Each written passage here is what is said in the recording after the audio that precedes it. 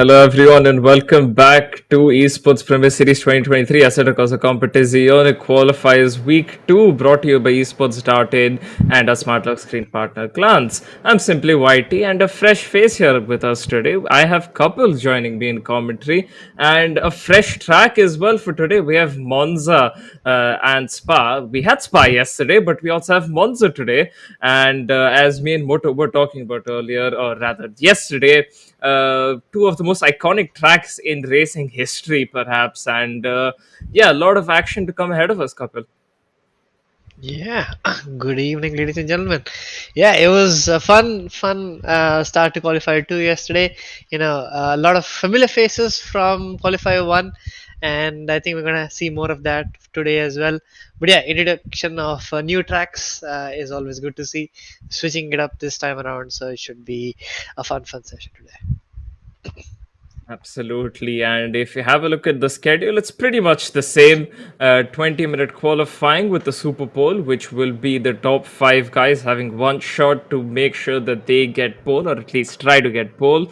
We're going to be having a 30-minute race at Monza and then Spa, or it might be the other way around.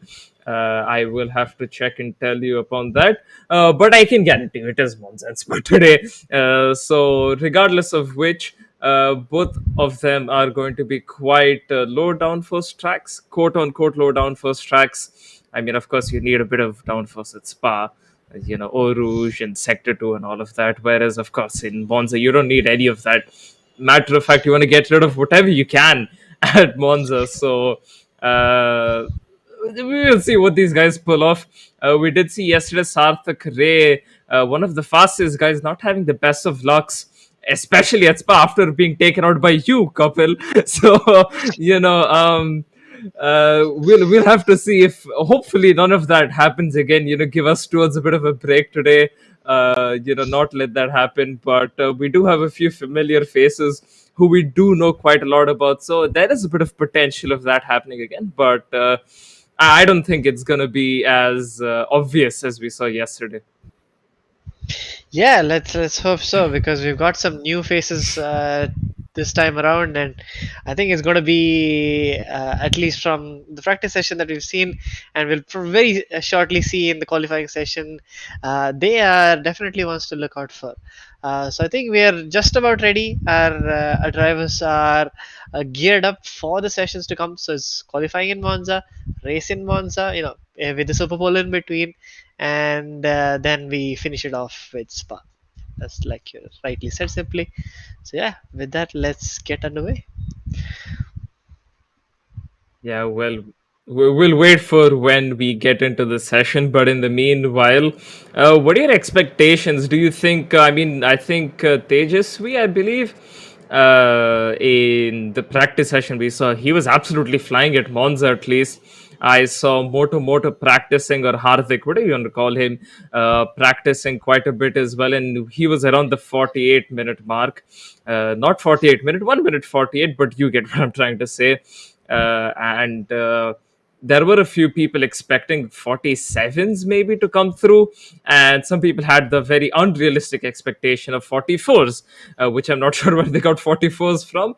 But what do you reckon? What, in terms of the ballpark, can we see here from our drivers, regardless of if they are a new face or maybe someone who we are very familiar with? What do you reckon could be the lap times we're seeing here in qualifying? Maybe 47, or maybe the unrealistic 44s.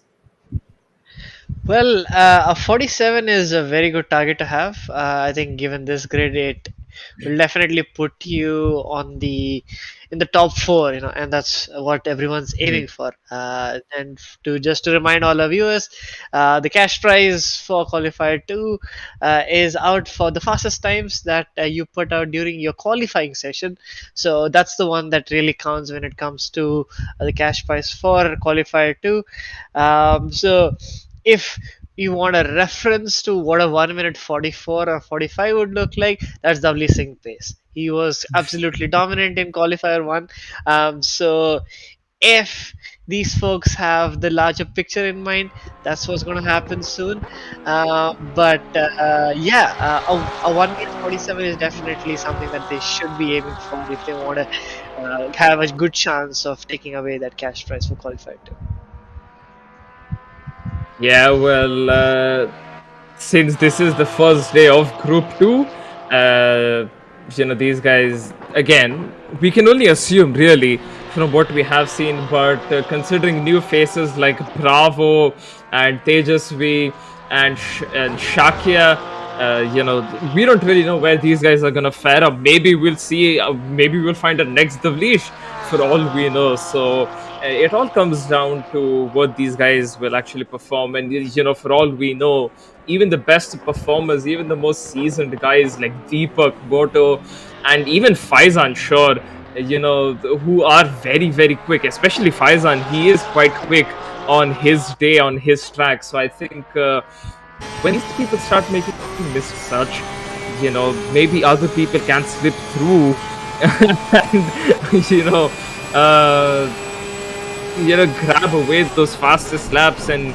further reduce the chance of the prize pool. But realistically, these guys should be looking at the bigger picture and not just the prize pool for qualifiers too, but also considering the fact that we have a semi-finals, we have a finals where yes, the prize pool is still involved, but just making it to the semi-finals, just making it to the finals, even if you don't finish within the top 3 or top 4, it's still a big thing, because you're not just competing against the people in your group, you're competing against the people in other groups as well. So it's a very big task to pull that off, and once you actually do it, I think regardless you should be quite proud of yourselves.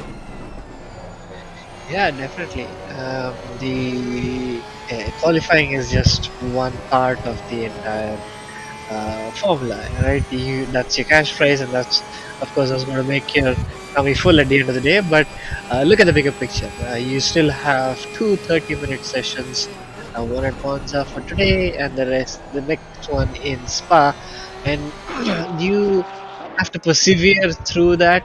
You might be unfortunate to be bumped from behind. I'm not saying by whom, but it is in those situations you still have to keep your wits about you. Still look at the bigger picture and can make it to the finish line, because as the drivers have been briefed today, it's you have to classify as far as possible to make sure that you are high enough up in the order so that you classify for the semifinals and then have the shot at the bigger prize pool at the end of those rounds. But yeah, we are 5 minutes into the qualifying session. We've got Tejasvi absolutely flying out there, already into the 47. So, well into the right territory when it comes to our target predictions. 47.7 for Tejasvi. Deepak is slightly below. I mean, he's done some phenomenal driving in qualifier 1, but unfortunately missed out by little less than a couple of tenths of seconds to qualify for that cash prize in qualifier 1. So he'll be definitely want to look out for when it comes to the qualifying session today. Who are your predictors simply for the well, you're still in qualifying 1, so who do you think is gonna make it to the Super Bowl, and who's gonna be putting in the top times as of right now? I think the current top 5 will remain as it is for Super Bowl. At least I am not going to predict anything for the race, but as far as it goes for the Super Bowl, I think the current top 5 will remain. Of course, the order will change around. You can see Moto in Jhadu Pocha racing, improving his lap time to a 48.4, and even he's getting there. And Shakya, although 2 seconds off, these are just banker laps. So these guys will be improving a lot more, as we still have about 13, close to 14 minutes to go in this qualifying. Although I think a big upset in terms of at least familiar faces would be, I think, Faizan, because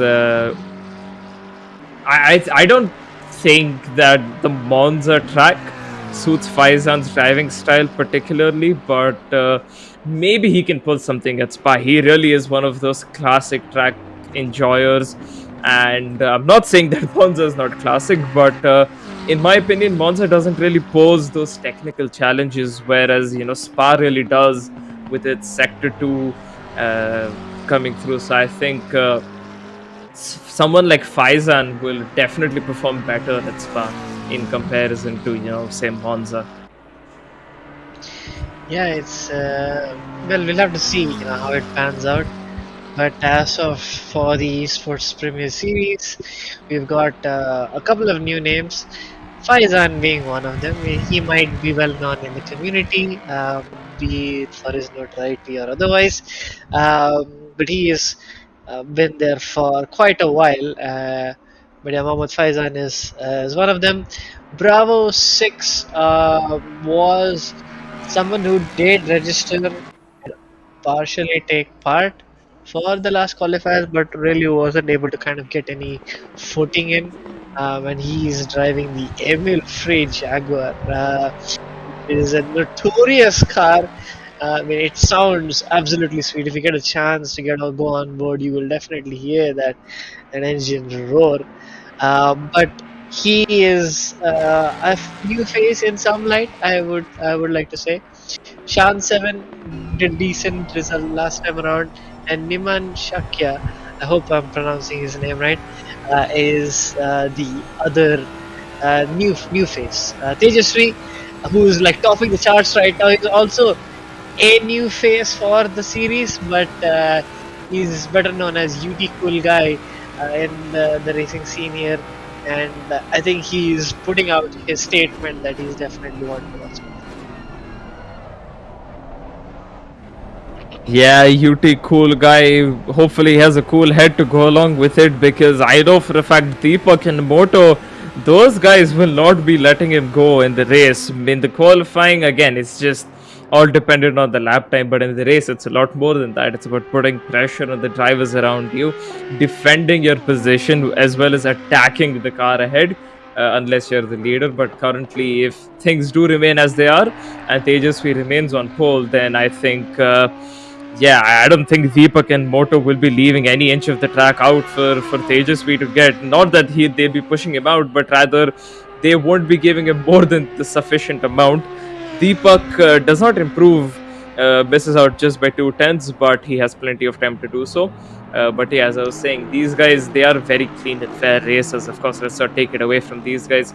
They're also quite quick, and yeah, realistically, I think we could see a proper 3-4, hopefully a 5-way battle for the lead coming up. That could really spice things up here, and just set an example as to what these guys can be doing. And Faizan in a very beautiful livery, I'd say. I think that might be a gold colored Aston Martin. Maybe my color correction of the screen is wrong, but at least to me it looks gold, so I'm going to refer to it as that. And a very nice livery, but the question is, can he put up that pace, as he is 3.7 seconds down on Tejasvi right now? Realistically, with his experience on this sim, he should be at least in the top 6. So right now, not a good look on Faizan, but yeah, hopefully he can improve. And just as I say that, amazing commentator's curse, he goes ahead and makes a mistake. That will definitely cost them a lot of lap time right there. Oh yeah, that's one. Ascari is one sneaky little corner there, especially with these cars. You have to get your turn in right. You can't be mounting the curve all that much. Depends on your car. Some can eat it, some really get unsettled with the legs of Audi. You probably have to tune your setup just so that you glide over those curves, because you want to be maximizing the track usage as stages is right now. Look at that curve usage, using every inch of that Assetto curve. That's exactly what you want to see on a qualifying lap, leaving absolutely nothing to leave to chance. It's all to play for here. Little tentative on the brakes, could have used a little more of the curve, getting a lot of oversteer there, and getting all out of shape at the exit of his car. This will probably, yeah, this is not, this is one of his flying laps. He may not be all too impressed with the last couple of corners, but so far so good. He will probably look to get the best exit possible out of the Curva Alboreta to start another flying lap.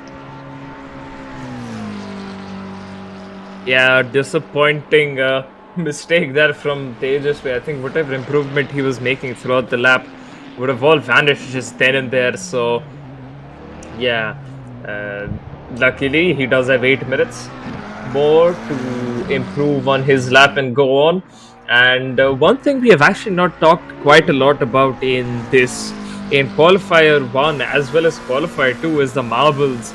And I'm not saying it because they're called marbles, but I'm saying it because of how much they can really mess up the lap of a driver. Because see, right now he's on the grippiest spots. The darker the bits are, like say on the curb or when you see dark lines, that is where all the grip is, because that is the ideal line. That is the line that has been taken by any car really that's been driven on this track. And that is where all the grip is. That is where you can get the best of exits. Whereas when you go off the line, you see those dark little patches. That's not a graphical issue. That is what we refer to as marbles. That's the bit of the tire that gets heated up, and as the degradation happens, it gets left up on the track, and it's used up tire. It's not ideal, and as you can see, he's going completely off the track there. So even if it's not really visible, it's still there. Just even if you go like an inch off the racing line, it's pretty much there. So it is quite crucial to remain on the line, unless of course you're trying to overtake or something. But even then, when you are overtaking another car, if you're defending, your goal would be to place the other car on the dirty line rather than you going onto the dirty line, because it's, as we have seen countless number of times, it does get quite risky. And especially at a track like Monza, where you can fit two cars through most of the corners, yes, but you can't really take both the lines properly. So it does become very, very crucial to get your lines absolutely right, even though you will have that freedom. For example, over here at Parabolica, where quite a wide corner, it can still pretty much mess up your lap if you just go an inch or so off the line. So that is something these guys do have to take care of quite a lot, especially when they are coming through the final corner, or just for any straight, even at the exit of turn 1 and 2, where it is quite a long straight going all the way into the second set of chicane. So that is something these guys will have to take care of. Yep, absolutely, because it'll come down to the race, having the right positioning. It'll probably be a defensive maneuver as well to push the attacking driver onto the marbles so that they have lesser grip. That's racing tactics. And looking at how close the grid is right now, with the top 5 under a second of each other, I think just to talk about the leaderboard as of right now, Kiran in P3, and he has had a fantastic qualifying session, if I may say so. Really put in the practice when it matters. So he's in a good spot. The surprise from my side, from what I can see right now, is FIFA Khan. He is out of the top 5, and just to remind our viewers here, we are looking for the top 5 in the qualifying session, so that they will move on to the Superpole, where they will have a shootout to get the qualifying grade set for both the races. So the new boy Niman Shakya is in P5, little under a tenth faster than FIFA Kanak. So both of them will definitely have their eyes on improving the time and getting closer and like cementing their spot for the Super Bowl. But that's how it stands right now.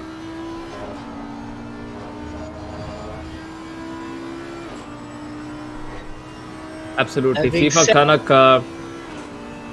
Go on, Kapit. yeah, I think Deepak is, as far as I could see during my commentary, been a fairly clean lap, and he's pushing the limits. We really can't say much from his delta, but I think he's going to come across the line with probably only 2 more laps to go. Will he find an improvement? Do not believe so. But really, really close times. Again, the last lap was a 48.0, so just how close he is to his best. Just a little bit more is what is needed to get to the top step. But yeah, time is running out for all of these boys right now.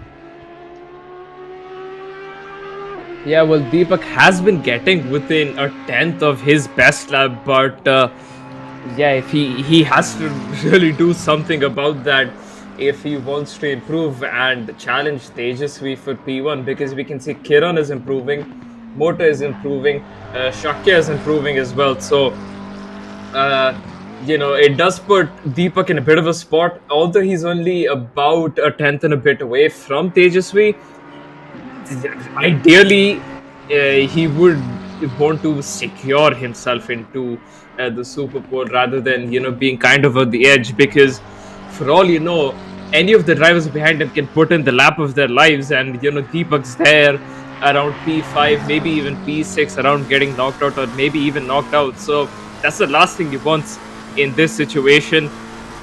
And even Tejasvi struggling. He has maybe 2 more laps time to improve, but we just have to wait and see as to what these guys can do. But the pressure is definitely starting to mount onto these guys to improve and secure themselves, considering how consistently the guys behind them have started to improve. Yep, and I think from the timing sheets, this is it. This will be the start of the final lap for all the drivers here for this session. And I think Deepak is a little too out of the window. His session might just be done and dusted. He's coming out of the pits right now, but I don't think it's going to be enough for him. But Kiran right now on his final lap is taken the first sector fairly cleanly, doing so I must say in the best shape so far, taking the curves of I believe that is Lesmo 1 and 2, using fair bit of the track. That's exactly what you need. I think he'll be happy with how it's transpired so far, and I think it's just a matter of moments before he takes on the treacherous Ascari chicane, where his lap can be made or broken. Takes it very smoothly, hugging the curve. That's fantastic there, and I believe that that is a fine example of really adapting well to the pressure, responding when the time is right, when the track is in its best shape. He's got one more corner, hugging the curve Alboreto to take a wide exit, trying to minimize the track distance, and he's going to cross the line to improve. Yes, he does. He moves up into P3, just under 4/10 of a second behind the leader. So there's a fantastic lap from Kiran. Yeah, great lap by Kiran actually. I haven't really seen Kiran drive much before, but from what he has just set up so far, I think it's looking good for him. And unless maybe Moto's on the lap, car number 31, I don't see it anywhere on track. So yeah, I think this is it for the guys, unless maybe Tejasvi is improving. Not sure. But yeah, this is definitely your top 5 then. So Tejasvi, Deepak, Kiran, Boto, and Shakya. So we have about 2 new faces in the top 5 as we watch Tejasvi then in the McLaren. I believe this is the new McLaren that's going around the Ascari chicane. He's gotten a pretty good exit out of there. The car is a little bit bouncy. Of course, he has to avoid quite a few of the curbs, or at least try and avoid the sausage curbs, because that McLaren is really, really low, and the last thing you want is to damage the floor of that thing. Anyways, he's coming through the Parabolica, And now on to the straight. The next thing he will see is a checkered flag. Can he improve on his lap time? And he does by Yeah. a tenth. That is a good improvement, but yeah, we'll have to see if that holds up, because it's not like he, did the initial banker, sat in the pits, and then came out and did all of this. He was also struggling quite a bit to set his proper lap time as he did now. But again, at the end of the day, only a tenth of an improvement. And in my opinion, as I've mentioned yesterday as well, a tenth is extremely marginable. I mean, a tenth or two, realistically, anyone can improve by a tenth or two. But we'll have to see, as the Super Bowl will be coming up next, what these guys can do. Because in the Super Bowl, a tenth or two will make a big difference, because you only have one lap, whereas here they had 20 minutes. So do stay tuned, and we'll come back to you guys after a very, very short break.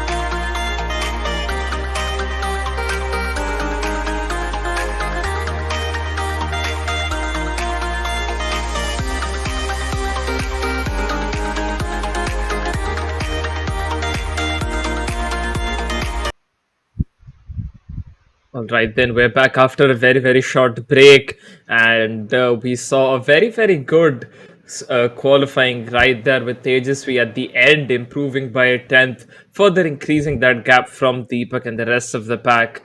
We have Super Bowl coming up with our top five in just a few moments here. And yeah, this is going to be really interesting, because earlier a tenth or two, as I said, did not really make much of a difference, whereas now it's going to make a lot of difference, because now they only have one chance at the qualifying. So do you reckon, Kapil, perhaps Deepak can take that pole away, although it's not really ideal to start on pole in Monza. But still, for the sake of getting pole, and of course, that fastest lap time that you will get for the prize pool, do you reckon Deepak can actually take that pole away from Tejasvi, even by the smallest of factors? Yeah, I think it'll come down to more importantly keeping it consistent and clean more than anything else because you got one shot. So you mess up one Yeah. corner, you don't get a do-over. So I think that's what it'll come down to, at least one or two drivers in this session. That's what I'm expecting because it's notorious turn one, heartbreaking, easy to miss, and then you got a couple of other heartbreaking zones throughout the lap. So you're gonna have to get that spot on, not take too much of the curb, keep your car in check. So it's going to be really exciting to see who can could maintain their composure and get the best lap time.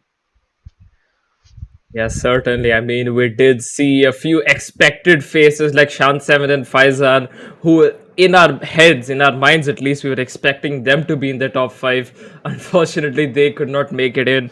Again, it's not really easy to set a lap to begin with, especially at Monza, and of course, with really quick people like Tejasvi and Deepak. It did not make their lives any easier. So the race is still there for those guys, but for now we will be focusing on our Super Bowl guys, and whenever we will switch on to them. For anyone who's tuning in for the first time, the way the Super Bowl works is the drivers will go out one by one in the order from fifth in the previous qualifying in Q1 to pole. So whoever got pole, so that will be Tejasvi who will be going out last, which it does remind you of those early 2000s qualifying formats when they were just experimenting around with how they would want their qualifying to go, and that's how it kind of worked out. And you can see Tejasvi, he'll go out last, which it will give him quite a bit of the track evolution from four previous cars going around. Even though they'll only be setting two laps, some rubber is still set into the track. It's not like there's going to be nothing there. But then he also has a disadvantage that if he does mess up, go a bit off the line, he has marbles to deal with. Whereas the guy in P5, he won't have any marbles to deal with. But ideally, he'd not want to be where the marbles will be at to begin with. But it's not going to be easy to avoid that place when you don't have as much track evolution. So, in my opinion, I think if you're third or second to go out, I think that is kind of the ideal time when you can go out, because a decent amount of track evolution, not a lot of marbles to go as well. So a very balanced out track. Whereas if you're going out last or if you're going out first, it's kind of here or there on the edges of things. But talking about that, we can see Shakya, the guy who was P5, he's out, and he will be weaving his car a bit, using up the brakes to warm the tires up, and yeah, just hoping that he won't mess up, because for all he knows, if he's the one who's the only one who sets a proper valid lap time, whereas the others don't, he could get pole over here and yeah, just run away with it if he really has the pace to do so. Yep. The situation of going out last, like you mentioned earlier, that has one additional factor which is not really dependent on the game, but it's more of a psychological thing. As Tejasvi goes out, he'll be the last car. All the pressure will be on him. He'll know what lap time to beat. If it's something close to his personal best, that's just extra pressure on him to perform. So all to play for here. So with that said, simply take it away with Niman Shakya's Super Bowl lap.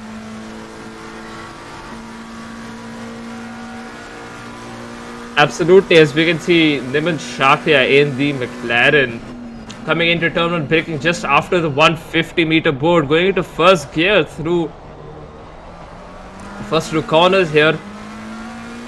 He's got a pretty decent exit, although he did not really like taking the curbs that were there, but that's all right. As long as he's gotten a good exit, he can certainly make up for the time. as he comes into the second set of chicanes at this track. Once again into first gear, I think he's being a little bit too conservative with his lines and his gearing. He could be on controller, maybe that could be it as to why he's doing so, but still, this is his only chance of setting a lap time. He should be completely at it rather than going conservative, missing the apex on the inside and using up all of the track on the outside. Unfortunately, no DRS for GT3 cars, so completely reliant on a good exit and as much of the straight line that you can get. You have to brake just at the 100-meter board here, and a little bit of oversteer for him, but nothing that he can't correct. Back on the power quite easily, and yeah, he sorted out the Ascari chicane quite well, coming into Parabolica. The final corner he has to tackle, but it's only a bit of initial braking that he really has to do, and then it's flat for the rest of it. So he has to see he's taking the complete inside line. Not really worked out well for him, as he's had to do a bit of corrections coming through there, and now finally coming across the line. What lap time can he do? A 49.8. I wouldn't say that's really the best of lap times to stay even within the top three. And I've just noticed this couple. There is a sixth car in the Superpole of Bravo. I don't think he's supposed to be here, is he? Well, we'll have to let the coordinators figure that out, because Moto of Jaru Pocha Racing is on his flying lap. Going to spot his braking at the 150-meter board. Brakes very, very late there and completely misses his braking point. And he goes on to the curve, and there he retires. That is the brutality of being on the Superpole, because one corner you have a Hamilton moment, and that is it. Your session is done and dusted. Oh boy, that is that escalated quickly. Resident Costa, they're not even getting a chance on the spotlight. It was a golden duck moment, if you will, and quite unfortunate there, because that's the end of his lap. Yeah, well, Don't really know how far to too earlier put than it he'd through. really want. Yeah, go on. I said he missed that lap of far too earlier than he realistically want. He was only at turn one, and then the lap was already ruined there. So, yeah, not an ideal situation for him. Although now we're missing the correct driver, and now Bravo is in. So I'm not sure what's happening. Tejasvi actually left. So yeah, the guy who was on pole in Q1 is the one who's missing now. So that's convenient. I think he'll be joining back. He has a bit of time to do that. But Kiran will be after him, and then followed by Deepak, and then finally Tejasvi. So Kiran also, never mind. Is he the sole Ferrari? I think he might be one of the two Ferraris that we have on track today. So yeah, I'm not really sure about this Ferrari strengths, couple. If you could just enlighten me with this new Ferrari, I think its strengths and weaknesses. Well, it's definitely an agile car. It is fairly well rounded, I must say. So it looks like something that might be lacking, but it's wide, it's low, it's sexy for sure. This new Ferrari that they've introduced into the game, so quite a well all-round performer, at least from my exposure to this car. And Kiran so far in this qualifying session has been putting in some fairly good laps, and this is his time to shine. I hope Tejasvi is probably gone into his Zen mode.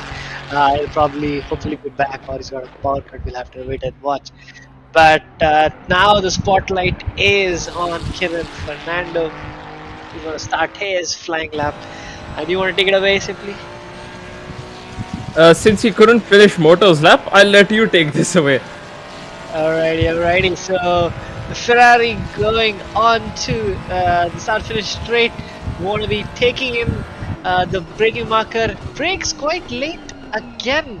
But yeah, perfectly spotting that breaking point into, I believe that is Retafilio, and like just flying out into Curva Grande there, looking at the 50 meter, sorry, yeah, between the 50 and 100 for the next chicane, which is De La Roggia, and it's taken it so sweet so far.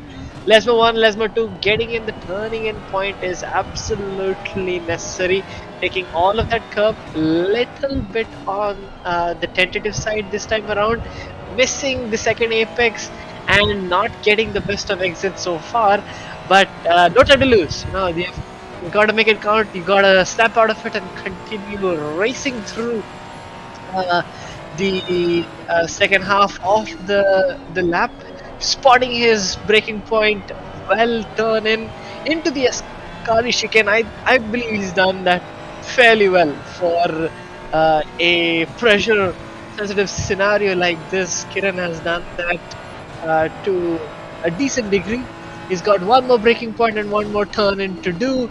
Spotting it, going a little deep, and it's going to be washing his car out wide. You can see the marbles all around the AstroTurf there, and he's going to take a bit of a double apex or a V line to come across the line to do a 1 minute 48.7.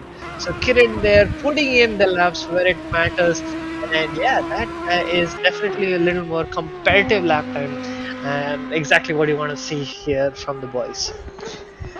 That being said, Absolutely a great lap Deepak time. Raj is someone who's already qualified. Oh, getting all squirrely there on the exit.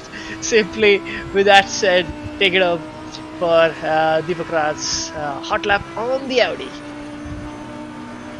Hell yeah, the Audi, well, powering through. Question is, what top speed can Deepak get? I saw Tejasvi getting a 277. Well, Deepak's also on a 277, so that's a good start for him. Going through turn one, using up all the curves on the inside. Their great use of that corner, getting a very good exit, sticking all the way to the inside line to minimize the track distance, cutting down the time just a bit by bit with the help of that as well. And now up into sixth, coming into once again the first set of chicanes, breaking just about at the 50 meters, taking the corner in second gear, getting really close to the sausage curb, going off a bit there. Not the ideal line through there, but that's absolutely no worries as long as Tejasvi doesn't join back. Deepak could be on for pole right here as he's going through the Lesmo 1 and now through Lesmo 2, once again washing up a bit wide. Clearly, Deepak struggling in the qualifying as we have seen before as well. Not his strong suit by the looks of it. Anyways, now yet another straight just before we go into the Ascari chicane, breaking just under the board there, the hoarding sign, whatever you want to call it. And now through the Ascari chicane, taking it in third, washing up wide and taking a nice bit of speed through the Ascari chicane as well. Finally, only one more corner to deal with, the Parabolica. Now braking once again at the 150, a little squabbly on the rear there. The rears didn't like that braking too much, but that is fine. Deepak has managed to keep the car on track, and as long as he does improve, he will be taking a pole away from Kiran here, and he does, but by only a tenth. I guess you could say a pole is a pole, but yeah, not an ideal pole, I guess, that he'd realistically want, because a tenth and a half is yeah, for someone like Deepak, for what he can pull off, staying in the 48s, especially the 48 mids, I don't think that's his best show, at least in this qualifying. I mean, we did see blatant mistakes through his qualifying lap time, so clearly the pressure did mount onto him, alongside, of course, the Audi being the Audi. It is good for the short stints, but yeah, a bit of a challenge to drive by itself, isn't it, couple? Oh yeah, you had it on the money there with your predictions. A tenth and a half. That's all separated P1 and P2. So your predictions were spot on there.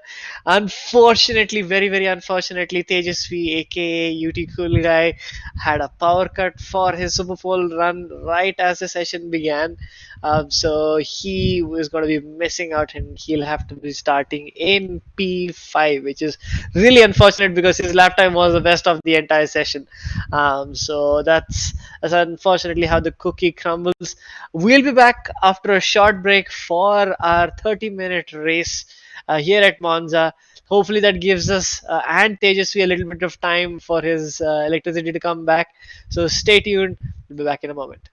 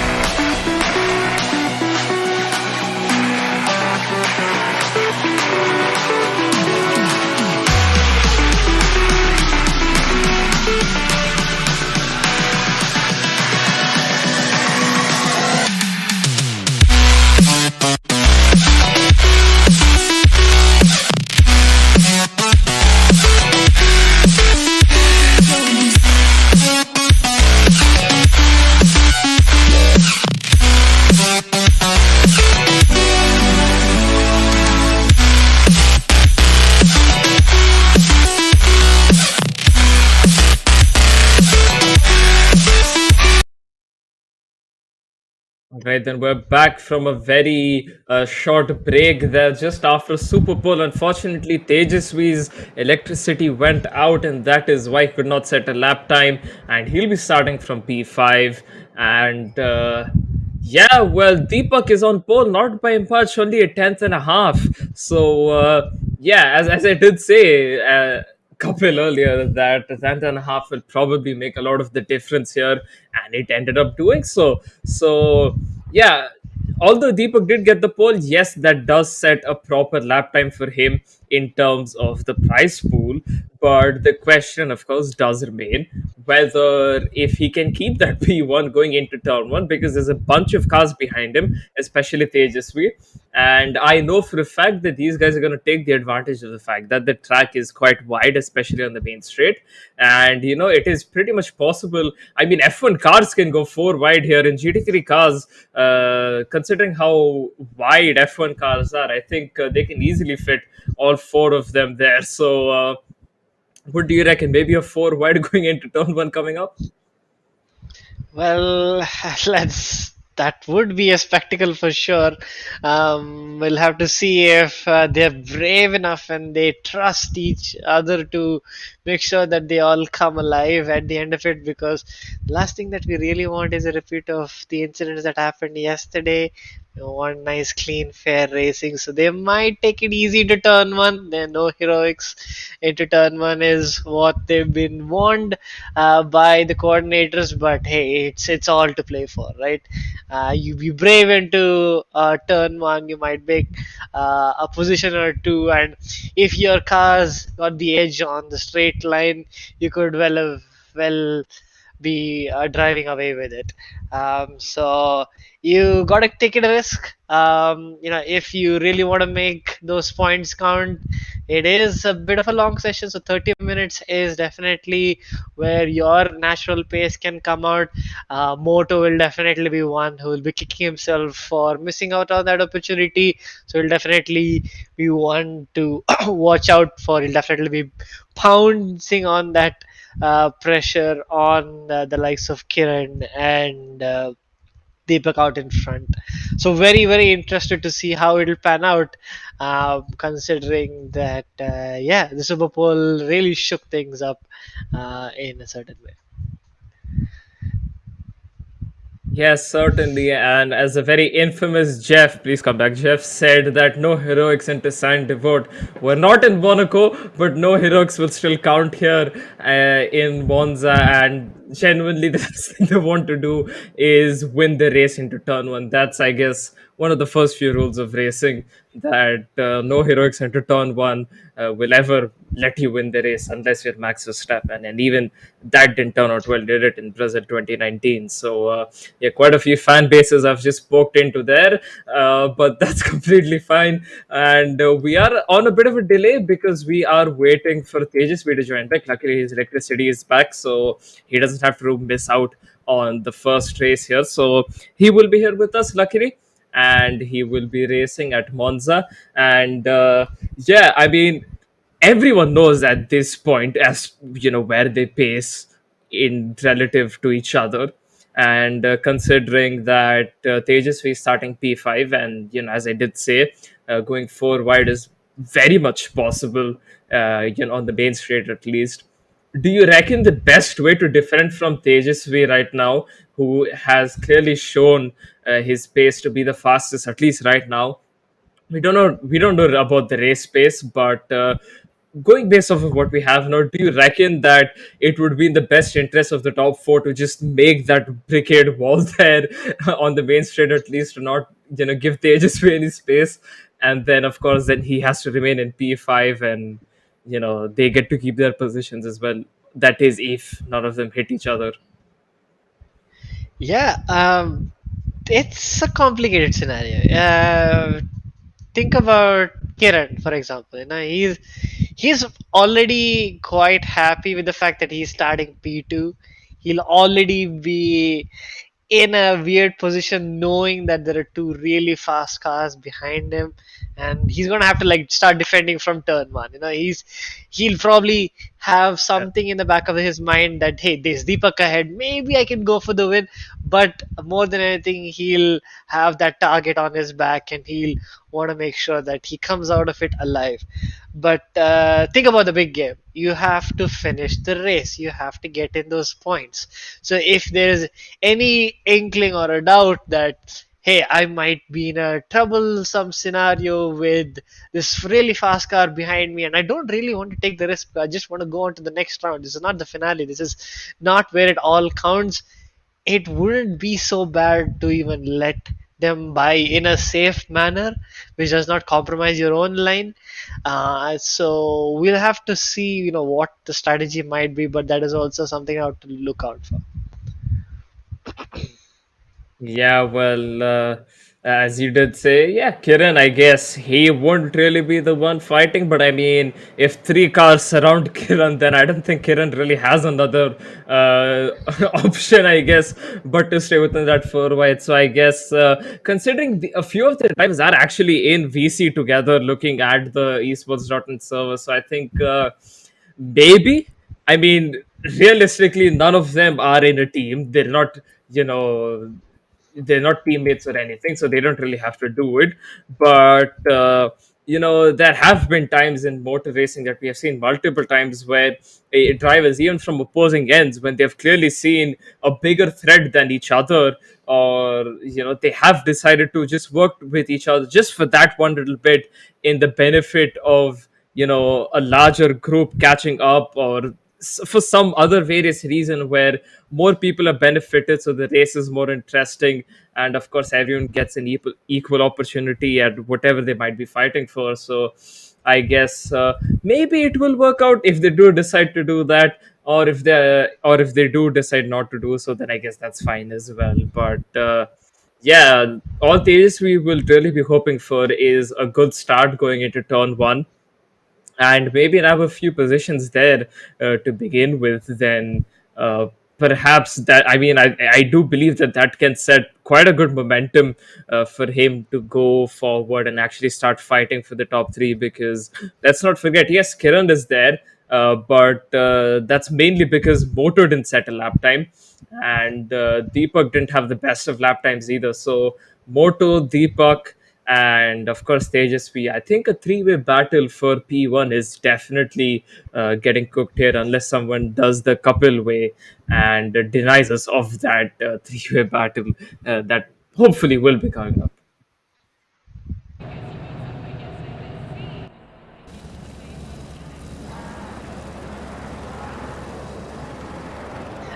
So we will know how turn one is, because any one of these cars, if they miss their braking point, it is going to be a catastrophe. It's not going to be one car who gets involved, it's every car who's going to get involved. So that is a treacherous and precarious situation to be in. The likes of Faizan and even Bravo 6 at the back could also have something to say for, but we'll have to wait and see. We are a few seconds away, and it's green light racing and go, go, go. We've got Kiran who is on the inside. I can't really see. We've got Moto going on the outside. Is three wide going into turn one. Who's going to be the latest breaker? Oh, Moto on the grass there, going deep into turn one. Who's going to make it out alive? And it's contact and mayhem. Kiran has been spun out. Oh my Tejasvi god. pushing out the other McLaren. Three cars in the grass after turn two. This is carnage. This is Monza turn one. We expected them for some heroics, and that is exactly what's been delivered. So really, really shambolic start. Wouldn't you agree, simply? I completely agree that that really wasn't supposed to happen. And yeah, when Moto was the one who got who got away cleanly, or rather the most cleanly, because even he got tapped by Kiran's car, and he definitely has damage because of that on his rear end. So he will be lacking a bit of downforce. Not that he really needs it for Monza, but just that little bit to make it through the corners. For now, it'll be completely fine because the tires will be gripping completely, at 100% of the tire grip. But of course, as the wear continues onwards, as the race continues onwards, it's just going to get more and more difficult for him. Quite a few drivers, clearly, you can see the damage has really affected these guys. I mean, they're struggling for grip even with these fresh tires, as we can see FIFA Kanak and Shan 7 having a nice little battle there going into Parabolica, and Kiran just watching this battle right up in front of him. And that is Bravo making a bit of a mistake, going off wide, eating the sausage curb, and has to let Shakya by. Whereas, as you can see on the right hand side of the screen, or rather now on your screen, you can see FIFA Kanak on the Optimum Motorsports McLaren is defending from Shan 7, and Kiran's joining this battle as well. Look at how powerful that slipstream is. Oh, there's a contact, and that is FIFA Kanak moving in on Shan 7's racing line. Maybe the Stones will have a look at that, but yeah, FIFA Kanak has to concede that position, and even more contact. Shan 7. Oh my god, what has happened? Absolute carnage. Two cars. Both getting tapped by Shan 7 there. Shan 7, I think, well, the Stones definitely will have to look at that. I mean, by the looks of things, Shan 7 just does not want to turn and give the other cars any space. I mean, there was a rejoining car of FIFA Kanak there, although realistically, FIFA Kanak should have just waited it out and then rejoined, but yes, things have happened. I think Kiran's beached. Kiran has beached his car, and that is probably the end of race 1 for him. You can see he's hitting things and he's RTG'd. So that is it for Kiran. He was on pole. Why was he on pole? Well, because this Deepak Raj, his electricity went out conveniently. So so we are missing one guy, and now Kiran, starting from an amazing P1, has gone all the way down to DNF pretty much. A horror show for him on just the first race, and yeah, I'm pretty sure the Stones will be having a very, very good look at those incidents. Well, this is heartbreak for the man who was so consistent, and just kept putting in those laps to get on top to start the race, and it vanished in an incident. And especially with racing incidents, I wouldn't say racing incidents, but incidents that wouldn't necessarily be classified as clean racing, for that to happen to you after so much hard work is really, really demoralizing. And I can only sympathize with Kiran there, and he'll have to kind of figure it out. But as we say, that Niman Shakya dies down the inside of Faizan from miles away. Faizan really having none of that, and rightfully so. He had all right to the De La Rogia chicane there, and just mounts it and just keeps driving on. But the standards of racing here quite questionable in what this is so far. Yeah, well, someone reminds Shakya that even though he's in a McLaren, it's not the F1 McLaren, it's the GT3 McLaren. The brakes are not as strong as the F1 cars. He can't send a dive bomb like that and expect for him to stick it. And well, at least Faizan will be happy, because now the gap is 2.5 seconds. We've got a car stopped on track. That is the number 54 car of Bravo. Yeah, he spun out at Ascari and he's lost all the positions, and he is now the last running car. FIFA Kanak has made 2 positions. Shan 7 must have waited for him. He must have felt ultra guilty. I'm not entirely sure, or made a mistake of his own, and FIFA Kanak now moves up into P5. Kanak will be absolutely delighted with that. He actually doesn't seem to have any damage on his car, maybe a few minor ones. Don't see anything that's really damaging. Like, I mean, you can see on Shan 7's car, that front end is absolutely beat up right now. And well, the Stones are, I have just gotten news, the Stones are having a look at this right now. It's being investigated right now, so maybe a penalty for whoever is, I guess, blameable for that. They'll get one, or if they deem it as a racing incident, then I guess it is that. But I don't think that's a racing incident, as we can see a nice little replay on the right hand side of our screens of the chaos that ensued. We can see Shan 7 moving in on FIFA Kanak's line there, I think, or it might have been FIFA Kanak moving in. It's quite debatable that. What's not debatable is this region. FIFA Canuck should have rejoined much later.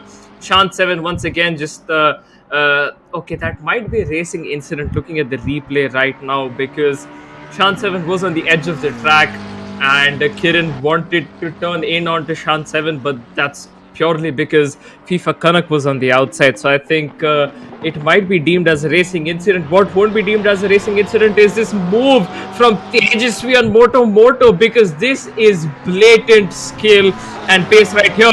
It's not over yet though, because Moto has the slipstream. That slipstream really effective. What do you think will happen going into turn 1? Couple can Moto take that position away from Tejasvi?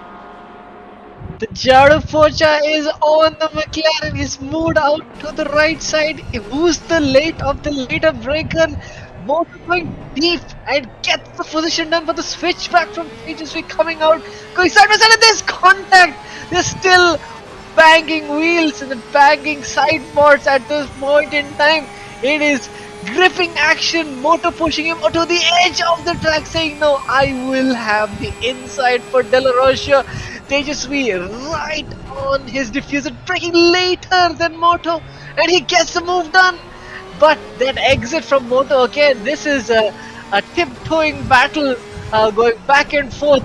Who's going to break down into Lesmo 1? There's a bit of conflict there between the two of them, between the back of that McLaren and the front of that Porsche, but all I would say clean but fair racing so far. And oh boy, Tejasvi has done a masterclass to stay in front and make that smooth stay. Crazy racing here so far. This is the racing we love to see. This is what motorsports is all about. Those close, rough yet fair side-by-side actions from both the drivers. It did get a bit dodgy at times, but both of them have kept it. Moto once again right behind Tejasvi. Needs to get a good Parabolica and exit, a proper exit from Parabolica, so that he can challenge Tejasvi once again going into turn 1. Although he has gone off wide a bit, he will have the slipstream, but considering he sits 6/10 away, it's not really going to be too effective there. But I think if Moto didn't make a few mistakes in the lap, these guys are pretty much equal footing, only a tenth or so away from each other in terms of pace here. So, oh, Tejasvi making a bit of a mistake there, going through the first chicane. Moto running off a bit wide, and that's brought him right back in. Only 3/10 separating the two of them now, although it was 6. That time has been cut down by half. And all Moto will hope for is a very good slipstream now. Can't make a move here, can't make a move into the Lesbos, but he just has to follow through properly and make sure that he can get a good run going into the Ascari chicane, because if he can make a move there, at least put some pressure onto Tejasvi there. If Tejasvi does crack like he did going into turn 1, then it could be a solid move there. If Tejasvi is making mistakes, taking up the grass there, that could cost him a bit of time. And now Moto taking the grass, so the time is once again equalized between the two of them. Although it might have been even more important to get a good exit through here, considering that it is a decently long straight going into the Ascari chicane. Oh man, this battle is just spicing up. We've had one moment a lap ago. We can see the where Tejasvi is better. He's slowly corner by corner eking out a bit of a gap, and this is where he'll have to keep that composure, saying, you know what, it's time to run away with it. No more mistakes, no more fooling around. Let's just take it to the lights and have a no-fuss race. That's what's on Tejasvi's mind. Moto will be pushing himself, saying that I can do it, I have the pace, I know that it's in me. And he's in a very precarious situation where he could start overdriving that Porsche, which is very easy to do, if I may say so. Like you just saw, they're taking all and maybe a little too much of the track and losing out a tenth here and every sector or so, and that is definitely going to hurt his chances of clawing that gap back to Tejasvi. Absolutely. He just has to keep it through. I mean, he was complaining that the Porsche isn't the best car for him to be driving, but then again, he brought it upon himself because we haven't assigned the cars to him. He picked it up by himself, so he is suffering right now. By not keeping the car on track, it is purely on moto. But not saying that he isn't competent enough to drive the car. I mean, he is very, very quick and very, very skillful. So I guess he has to do what Tejasvi is doing right now: iron out the mistakes, drive in a proper manner, just make sure you get to the end, and that's literally it. Because any mistakes from here would just mean that Tejasvi pulls away, an even larger gap, and the last thing you'd want for you know for Tejasvi to be is around 20-30 seconds ahead. Although that's a bit of a stretch, but you understand the gist of it. Like, you don't really want him to be too far in case he didn't make some sort of a mistake, going to turn one on lap one. Maybe he did cause some sort of a collision or something which he could get penalized for. Again, it wasn't really clear from our POV to see what happened because of the amount of cars. So just for factors like that, ideally you'd want to be within 5 seconds of him, because even if he makes a big mistake, goes off on the gravel, you immediately catch back up and you're right there to start challenging him again, and just do whatever the best you can to try and catch up to Tejasvi. But clearly right now Tejasvi, as his Discord name does suggest, he is quite a cool guy, as he has ironed out his mistakes by the looks of it, and he is driving with a very calm and collected head. Yeah. Further down, and just gonna walk through the entire grid as it stands. We've got Moto in P2, Faizan, who has been able to keep the likes of Niman Shakya, who had that bit of an incident back in lap 2 or 3. He is still a little over 2 seconds ahead of Niman Shakya. That's kind of the situation with P3 and 4. FIFA Kanak, now he was the big loser at turn 1, going off and getting into that second incident as well. And now he's making that recovery drive. He's definitely got that pace from past experiences. What we can see, he's just not been around for qualifier 1, which is a big shame. So he's got around 15 minutes to make up that time. It may be a tall order, but keep an eye out for that number 5 car in that McLaren to close down that gap and see if he can gain a position or two. Absolutely, by the looks of it, things have settled down between the drivers. The closest gaps that we're seeing right now is between the top 4. Shakya and Faizan maintaining that 2.5 second gap after their incident earlier on, and Moto and Tejasvi also kind of staying within those 3 seconds of each other. So I think things have settled down, and all that would really be for those guys is a big upset. And the race really could go either way for any of these guys. But let's not forget, just because they're not fighting someone on track right now doesn't mean they don't have the strategy of closing in on the cars ahead. And of course, one thing they also have to keep in mind is keeping their tires in check, because yes, even though it is a 30-minute race, as you can see, Faizan makes a bit of a mistake that brings Naman Shakya right back in. But as I was saying, even though it is a 30-minute race, of course, these tires are built to survive endurance races and multiple hour-long stints. But there's one thing about endurance races that you kind of, yes, you have to go quick, and that is Naman Shakya making a big mistake, goes right into the wall there, and that will for sure be big damage for him. And now this brings FIFA Kanak into play, because this is what he was looking for, a big mistake from anyone ahead of him, and he could be in the top 4.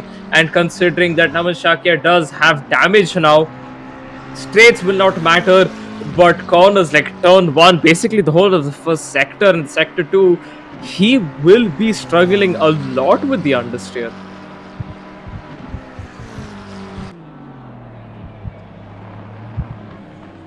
Yeah, that's an uncharacteristic mistake. The way it looked like he just either got onto the curb or just completely forgot to brake. It was bizarre the way it looked like. And he was closing in that gap. It came down to under 2 seconds, 1.7, 1.6 seconds.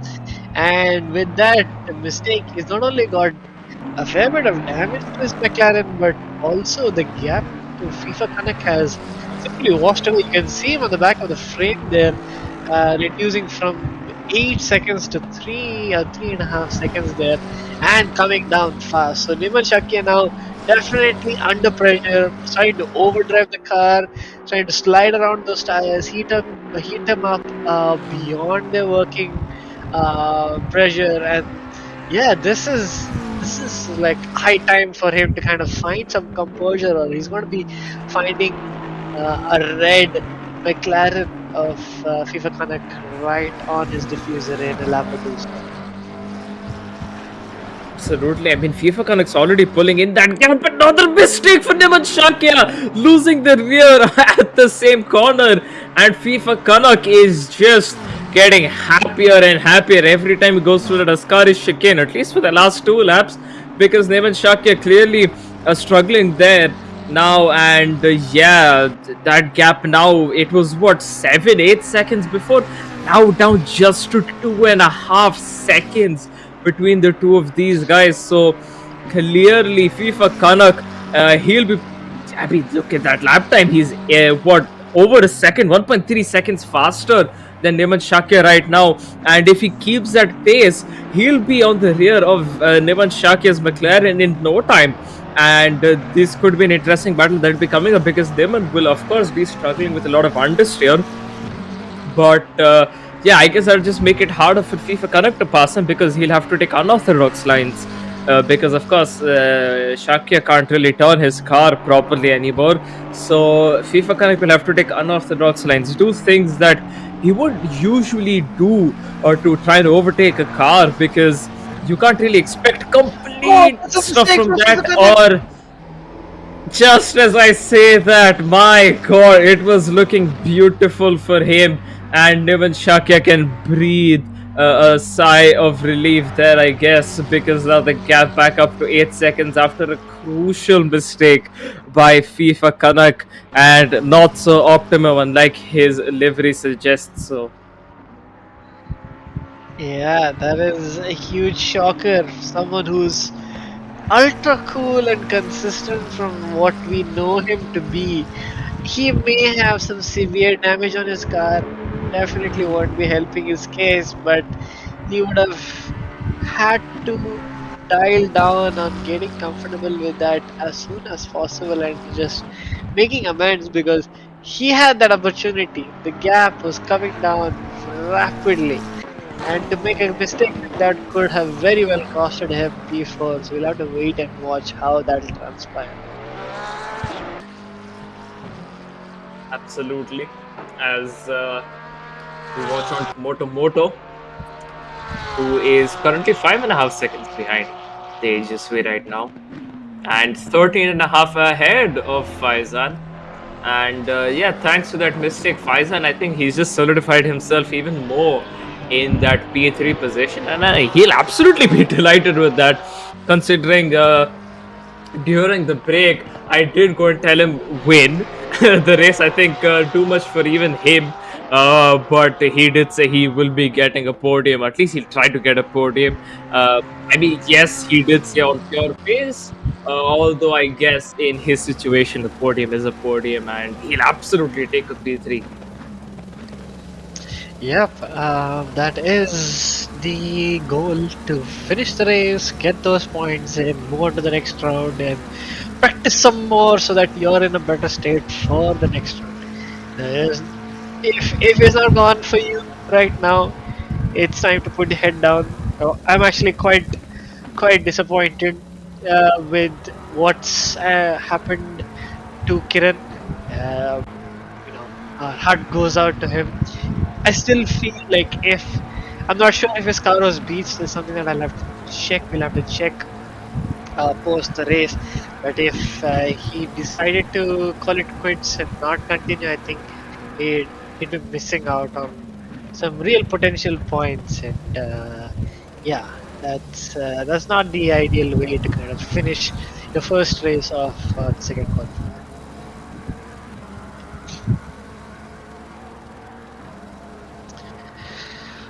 Okay, so how does the field stack up?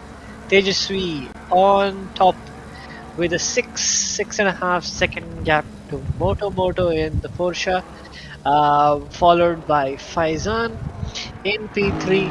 P4 is the likes of Niman Shakya. He is on a controller and he's been putting a decent performance. Made a mistake here and there. The gap has increased to around 4 seconds right now. But one slip up from Faizan could bring him back into the clutches, or one mistake could bring him back to the clutches of FIFA Kanak. That's kind of where it is poised right now.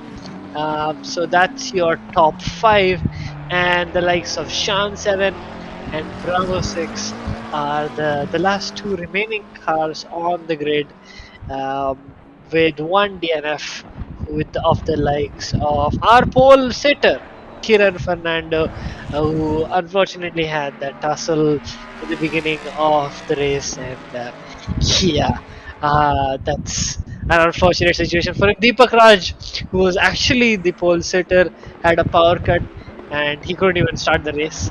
So there's no point of him rejoining at a later point in time because he would be a lap down, and that's not ideal, is it?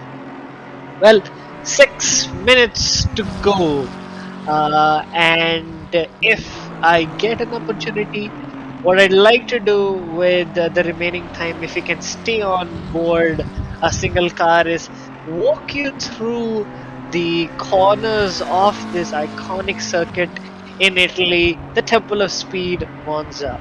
So you are going flat out into turn one, where you brake around the 150-meter board, braking as hard as you can, shaving off that speed, taking a bit of the chicane of the curb, not too much. It's called the Retifilio, and you go on to the Curva Grande, a slightly bank, not bank per se, but a lovely curve through and through for a good kilometer or so, hard braking into the Della Rosia chicane. Not too much on the curb, and your car's going to be flying out.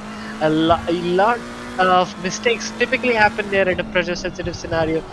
Two right-handers with 90-degree angles right there, Lesmo 1 and Lesmo 2. A bit of a curve can be taken out of Lesmo 2, which we love to see when you get it spot on and taking all of that AstroTurf. So then you kind of take a bit of a breather, go under the bridge into the Ascari chicane, infamous for ruining cars based on their curves, their sausages on the right side, the high nature, the high downforce nature. It's got everything. It's one complex which is just infamous for just being ruthless in terms of getting it spot on or not. Then you've got one final corner, used to be called the Parabolica, now sliding out of it in spectacular fashion. It's now called the Curvo Alboreto corner. And yeah, that is a lap of Monza with simply. Amazing rundown, Kapil. How does? Thank you. How goes the race?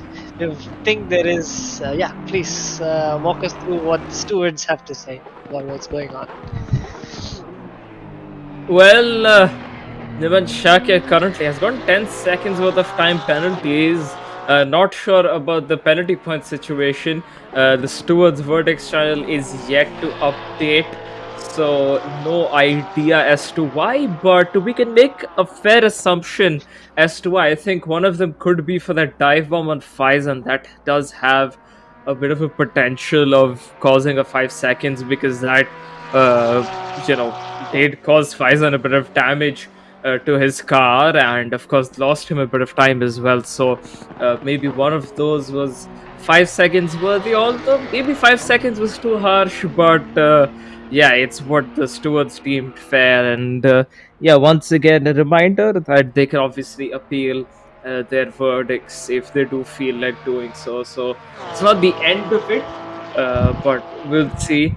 And another 5 seconds, I'm not too sure as to where he would have ideally got those 5 seconds. He wasn't involved in that whole kerfuffle between Chance 7 and FIFA Kanak, because that was Kiran there, I think. Yeah, that was Kiran. So maybe perhaps he's done something on lap 1 that he's done another 5 seconds for, and yeah, maybe that could be it, because again, that lap 1 turn 1 was something else.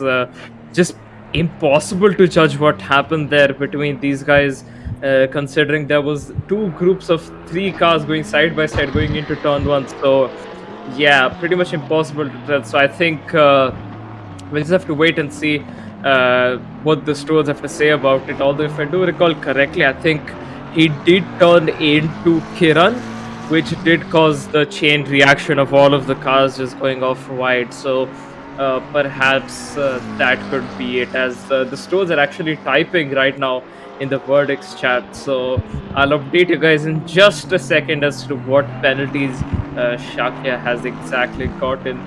But in the meanwhile, I mean, if you guys have enjoyed this first race, I mean, go ahead and like and subscribe, turn on the notifications. This is just the day 2 of a whole week, 7 days full of these kind of exciting racing, with the wild card as well on the 7th day. So and that has a bit of a nice change of format, which, just to build up the hype and excitement, I'm not going to reveal now, but from what the coordinators have decided, it is a very, very good format. So go ahead, subscribe, turn on the notifications. As our engineer tells us, leader is on the final lap, and all the drivers will be giving whatever they can to make it home now. And yes, I was saying, turn on the notifications bell, so when we go live with any of our tournaments here, not just with ACC but with Free Fire, CSGO, FIFA, and whatever else is involved in the Esportz Premier Series 2023. And all of them have been really, really exciting up until now, and I'm pretty sure they will be up until the finale as well. So get tuned in. And right now, from what I can tell, lap 1 turn 1, based on the detailed analysis, so that is what has taken Stewart pretty much the whole race to go over, has been declared an NFA. So I believe they've considered it to be a racing incident by everyone. So now the question does remain. So maybe if Shakya wasn't blamed for that event, and if it was told as a racing incident, then I wonder where he's gotten the other 5 seconds for it. Yeah, I think we'll know in a bit.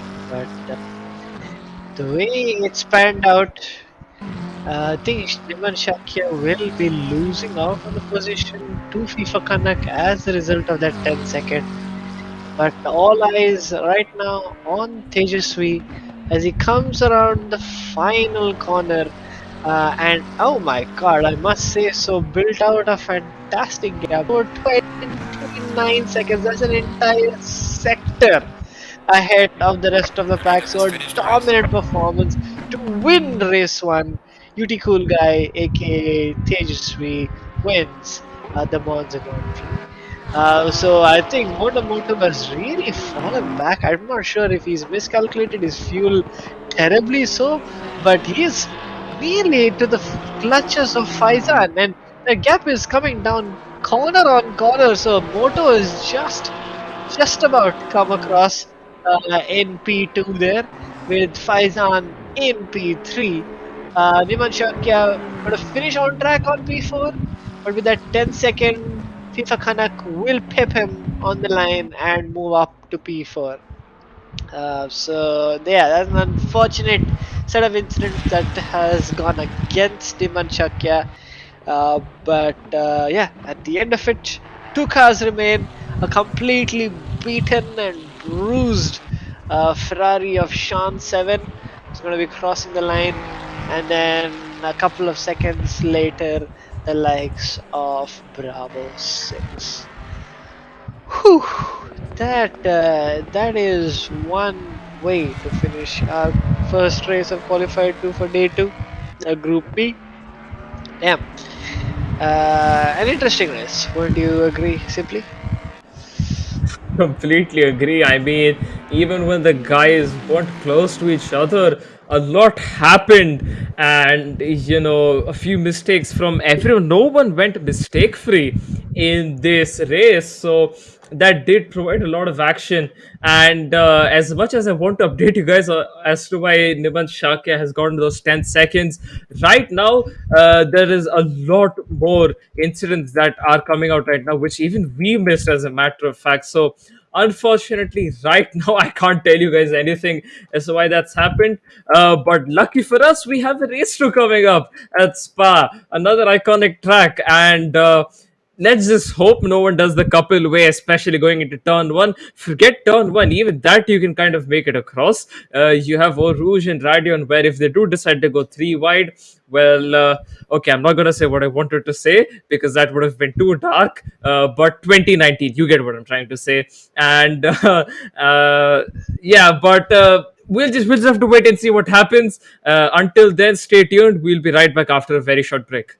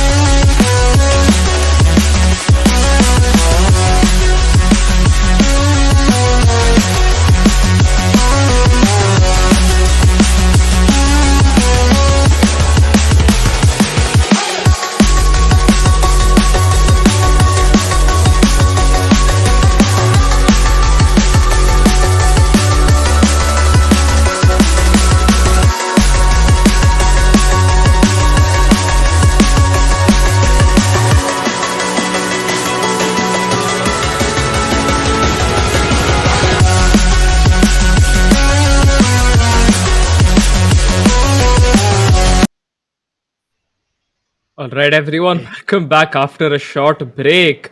We are back for race 2 at Spa. We just saw a very interesting race at Monza, and let me just get the information out, the stewards' verdicts out already. Shake got 10 seconds, so it wasn't 5 and 5, it was a whole 10 for colliding with Faizan, for overshooting his braking and colliding with Faizan. He's also gotten a penalty point for that. Kiran, who is not going to be in race 2 with us for whatever reason, says has also gotten a 10 seconds plus 1, but that will be added post race because, of course, the timer ran to 0 when we were on the track at least, and everyone had cross line at that point. So that will be added to the race time afterwards. All the other incidents have been decided as an NFA, even that turn one, because the stewards could not blame any particular driver or any such thing. So that's been turned into an NFA. So, yeah, what do you expect, Kapil, going into in race 2 here at Spa? I mean, after a very topsy turvy race 1 for quite a few drivers, you know, what do you Yeah, expect pretty much? I think it's going to be a bit of a refractory period. You're going to have to get your mindset out of Monza, whether just right-hander and right-hander, and of just a couple of left-handers, to Spa, which has a mixture of oh so much more and is just a very long track. You gotta first get into that zone of Spa. We're probably in the server practicing right now to get into that mind frame, and it is definitely a more challenging track on that perspective. Is Spa, is the longest track on the calendar, in any calendar except for an endurance calendar for that matter. And that's going to be interesting to see, who can navigate certain corners which can really throw the car out. Rouge and Radion are infamous for eating you alive if you get them wrong, and gain a lot of time if you put your pedal to the metal and then just hope for the best. Or it can also be poor, where taking that turn in and carrying the speed through the corner can also be another one of those. The Blanchimont corner is also quite notorious for GT3 cars in particular. Not Blanchimont, sorry, I think I mean to say Stabilo. That exit is really something that you have to set yourself up. If you go out too wide, you probably typically get a track limit. If you go and you lift off, losing time all through the race. So if you're unfamiliar with the con names that we're talking about, worry, will fill you in as the race is going to be another 30-minute session here at Spa, and I think our boys are just about ready to get underway. Anything, anyone of them simply? Uh, Not really, no. I mean, now that Kiran is out and Deepak hopefully will be back now. So not much that we're losing here. In fact, it's a gain. But yeah, so we have Deepak now as well. So we're gonna have Deepak. We're gonna have Moto. We're gonna have Tejasvi as well. Yeah. These three guys, I mean, they have shown again throughout the day, they've shown a lot of pace. And yeah, Moto did struggle a little bit with his Porsche in race one at Monza, but I mean, it's not really looking good for Moto in my opinion, because I saw him practicing Monza a lot, and it's not really just with him. It's been a general sort of a driver mindset for these guys to just practice, the qualifying track, because how the format is. The qualifying is track is also the one that they'll be doing the first race, and that is the track where they spend the most time on. So they might as well maximize that time that they do get, and get into the top five, get pole in the super pole, win as well while they're at it. So yeah, it is completely possible that that perhaps it's kind of more equalized for Spa, because these guys won't really pay a lot of attention to Spa. But then again, Spa is one of those tracks where you need to practice to find those tenths out, but it's not a track where you'll be slow, as a matter of fact, because it just sits in the back of your head.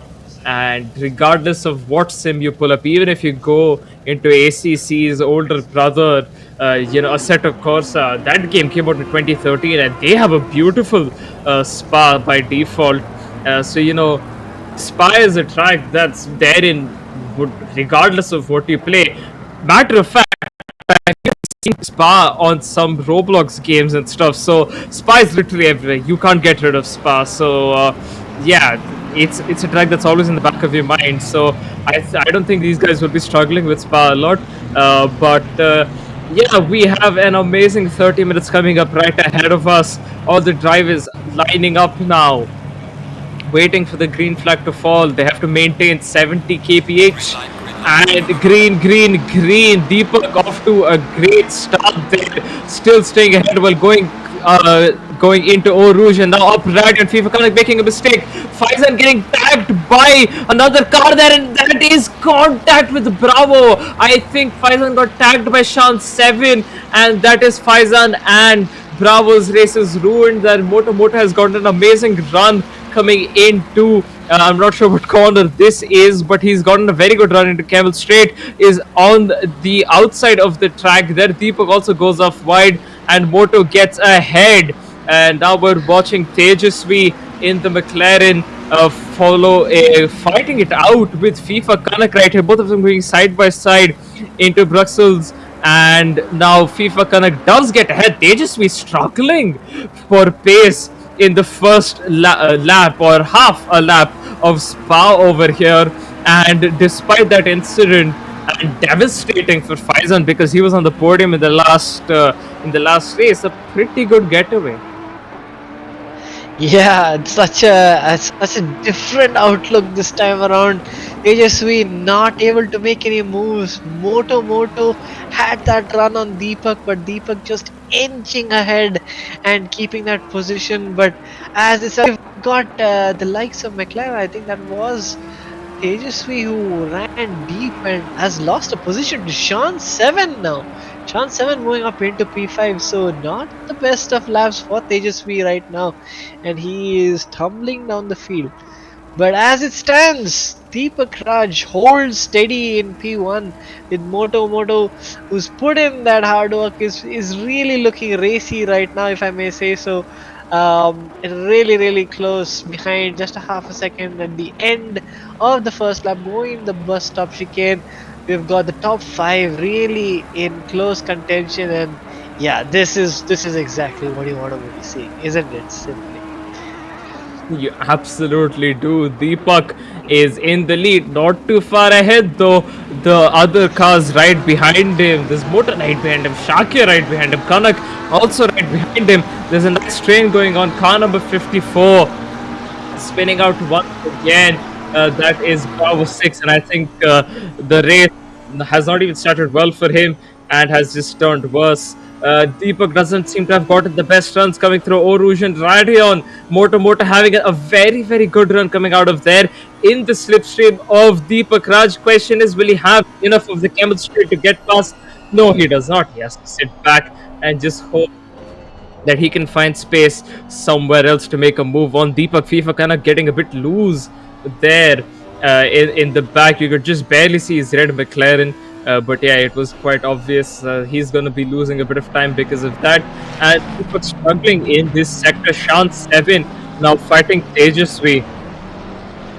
Once again defending off from Tejasvi for that P5, and not sure what's happened to Tejasvi. He just doesn't seem to be on the pace for Spa right now.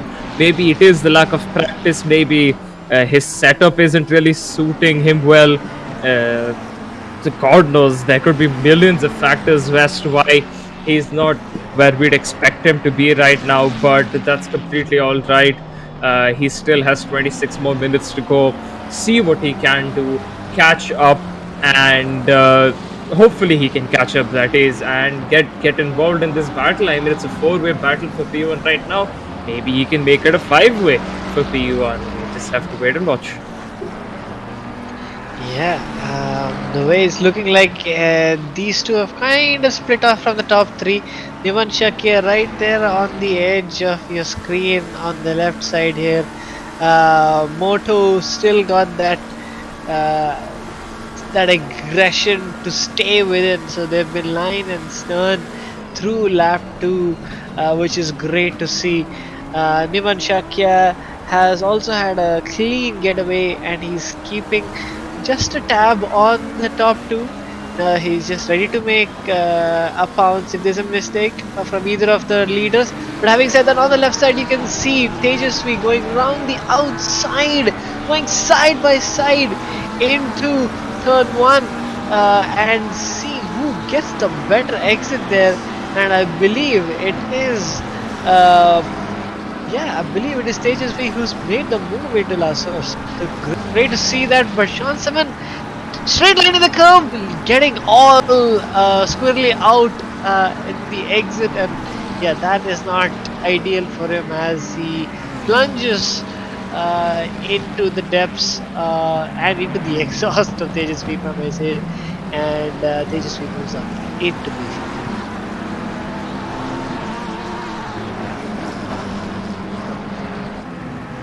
But in terms of the lead battle right now,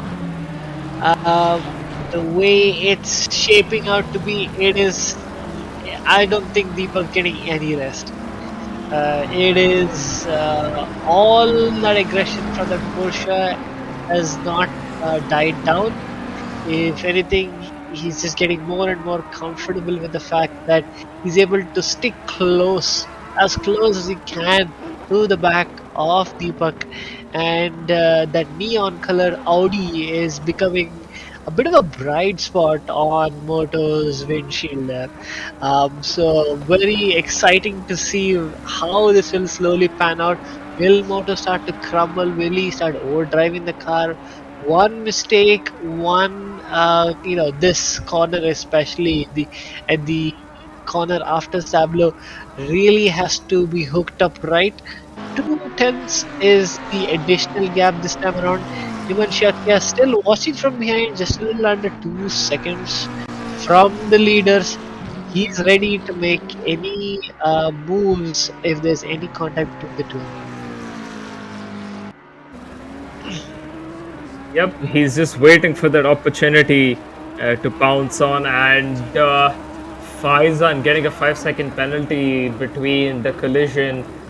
Him and Bravo or him and Shan 7. So yeah, that's just adding,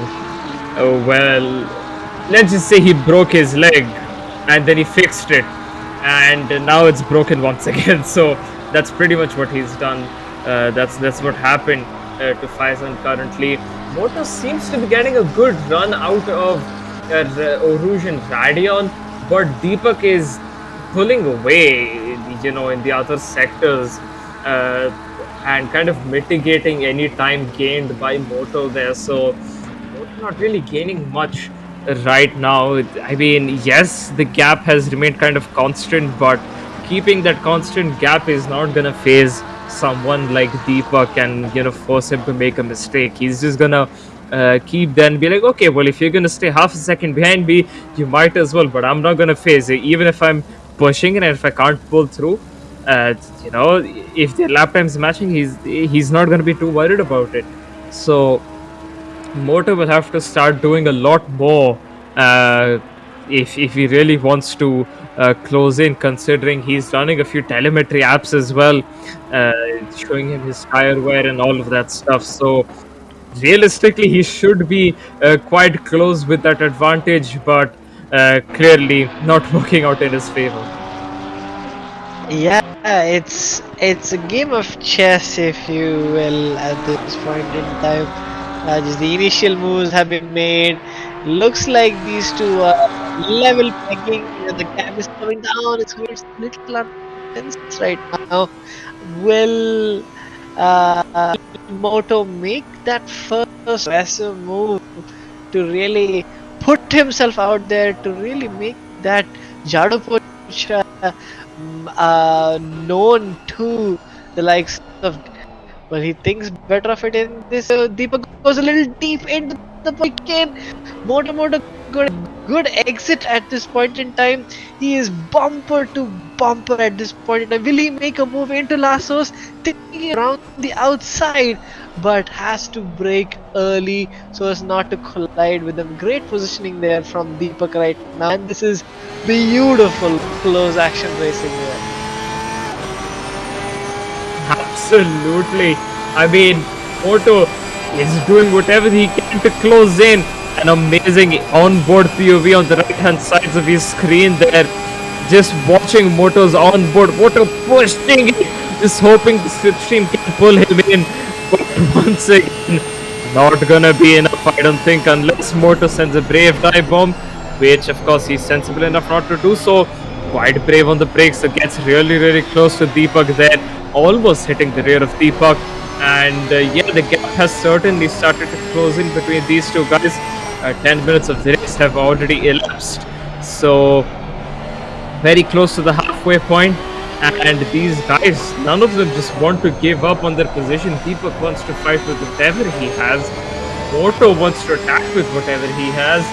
And despite this, they are quite convincingly pulling away from the rest of the pack. 5 seconds, close to 5 seconds, the gap to Shakya there, who currently sits in P3, and 13 seconds to Shan 7, who currently sits in P5. So yeah, these guys just showing what peak performance looks like, despite battling, despite being under pressure to perform right now, and not make any mistakes. They're absolutely punching it. None of them willing to let go, none of them willing to back down and concede the position or any such thing. So this is brilliant racing. Indeed it is, and oh my god, it's going to be so spicy right now. Niman is starting to lose like of this, and Tate is now getting close to him, so that P3 might very well come back into contention in a few moments' time. Now I'm going to do something a little different right now, and viewers, please bear with me, and I'm sure you're gonna like this Porsche.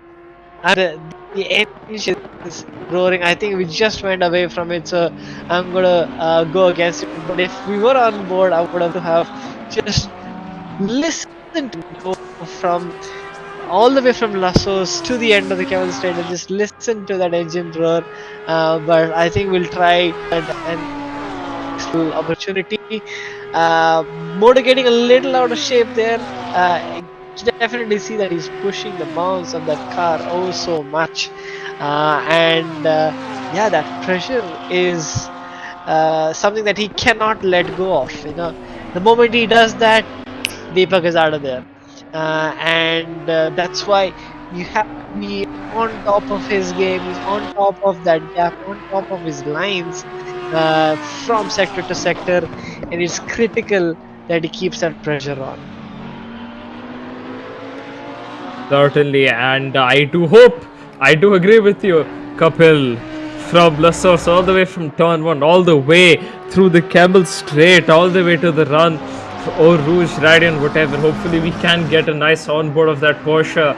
We can listen into the nice engine, that roaring engine of that Porsche, just punching through the air and closing in on the Deepak. Hopefully, we'll be able to get that. So now what we are getting on the left hand side of the screen is Tejasvi now on the rear of Shakya there.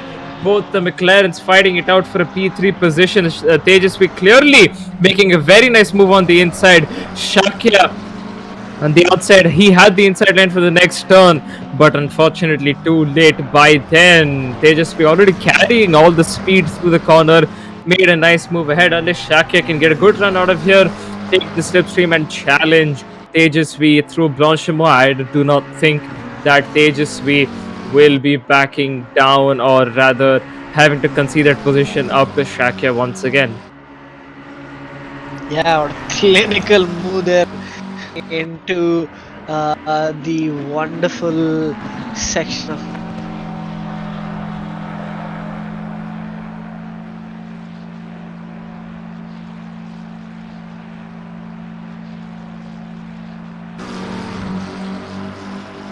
Okay, I think there is a bit of technical difficulties on a few things there. I think Kapil's been cut off as well, and so did one of the cameras. No worries, we'll keep our eyes on this Shakya and Tejasvi battle as this comes through Radion and Eau Rouge now, as Shakya still well within the slipstream of Tejasvi. Only 4/10 though. Maybe he can close in here.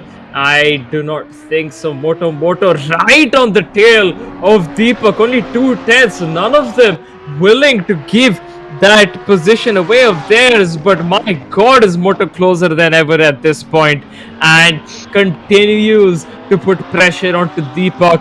And I think Kapil is back now. Hey folks, sorry about that. Yeah, it's a weird moment there on my screen, but good to see that Moto is still on that back of that Audi there, halfway into the race. Said the engineer. That just means it's hammer time for Moto. No more bickering around. It's time to make that move now and stick to it, because you may not have only a few more opportunities, maybe 4 or 5 more opportunities with the sheer length of this track. And yeah, the gap is slowly increasing. Maybe a bit of concern for Moto. So it's crucial that he keeps that pressure on and gets that gap down. Absolutely, Moto starting to pull in. Clearly that Audi not favoring the tire wear. I mean, we have seen Deepak and the rest of the guys complain about the Audi's tire wear in multiple events, especially the endurance races. The Audi just doesn't like to manage its tires. It just hates the tires. Maybe it's begging for another compound maker, who knows. But currently these tires do not suit the Audi and just eats through the car. And yeah, I think that clearly Deepak will be starting to struggle at the halfway point, especially with the tire wear. He can try and keep it ahead, but I think Moto's done a lot by not making any mistakes, managing his tires, saving his tires, and he could be going for a very nice move here in just about a few laps time. He's the gap now 3/10, so you can say every time these people go into the chemistry, the gap is reducing even more each time around. And just listen to the top end of that Porsche's engine. Absolutely amazing that. And yeah, Moto getting closer and closer. Deepak clearly struggling with the tire where it's quite easy to see at this point. And I think yeah, a proper move from Moto could be coming in very, very soon here. It could be on the cards. Hopefully not without a lack of a battle, but I know for a fact Deepak's not going to let that position go by easy. So stay tuned in, folks. A very, very good battle is coming up our way, especially for the lead. Oh, you are so right there, simply. And if I don't know, to me, at the top end of that Porsche sounds like an airplane taking off. Maybe we'll see it again. Maybe you can tell me how close I am, but that's the feeling that I got. But Moto just absolutely ringing that Porsche. You can see that he's on the ragged edge, going through Stavelo there, taking all of that curve, going completely using all of the track. Now that Porsche engine coming alive, you can hear the revs building. And then as you go into 6th gear, a bit into halfway, we're going into Blanchimont, where there's a bit of a lift for both of these cars going wide. That's not the ideal line, and really could have had a moment to pounce on Deepak there. But yeah, that gap is as close as it can get. Can he make a move? Deepak goes wide! Deepak goes wide and probably not going to be gaining any time there. If not, he'll have to take a track limit warning. This is the start of the lap. I'm going to keep quiet after this corner. Let's see how Deepak is right now with that Audi just screaming through Larsour's. The Porsche, I'm sure at one point Deepak could hear that Porsche more than his own car. Coming out of Radeon, that is as close as you can get without touching it. The gap is down to 0.0 seconds. Will he go around the left or the right side? Thinks about the move, switches to the other side. Will he brake later or not? Deepak is backing out of it, and Moto swings on by and misses the corner altogether for Deepak to remain in P1.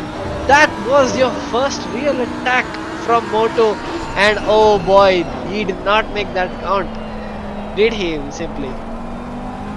Absolutely not. I mean, you could clearly see where the marbles were, and he broke on the marbles. You get no grip over the marbles, Moto. He should know that by now.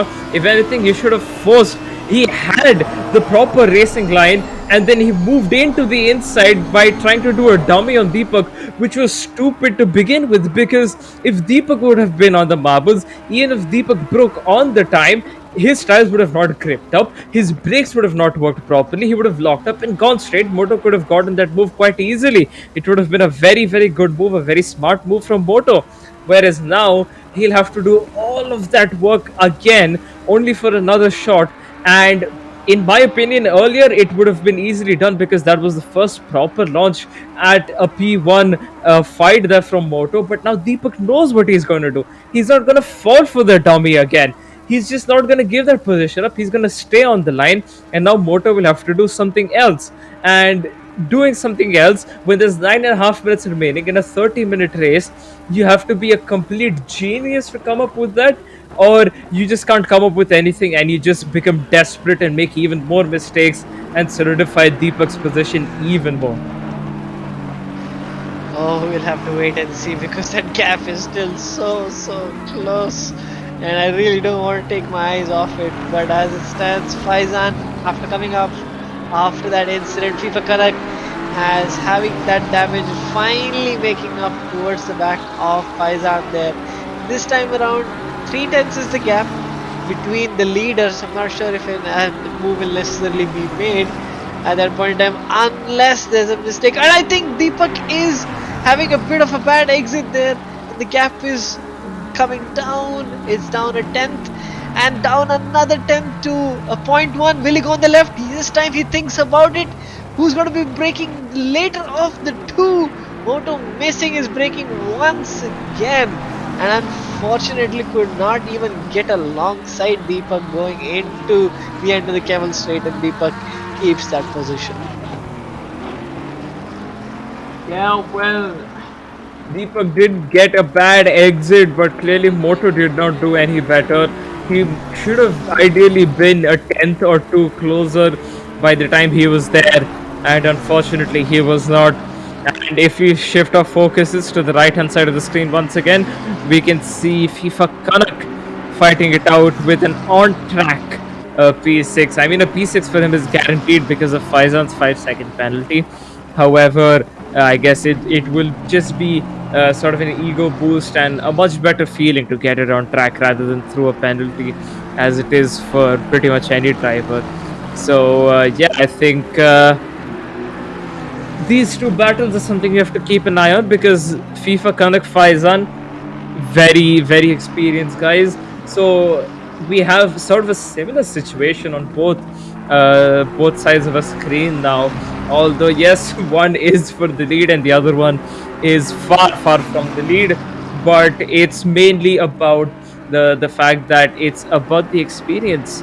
A lot of a lot of years of experience in total on your screens right now, between all of these four drivers, and you can see it very clearly by the way they're defending and attacking.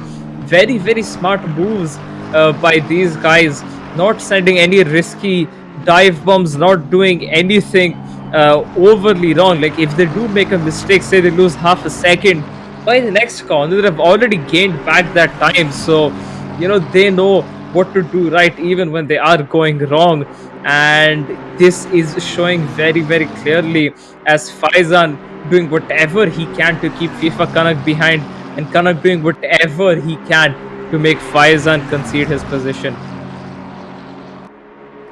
Indeed.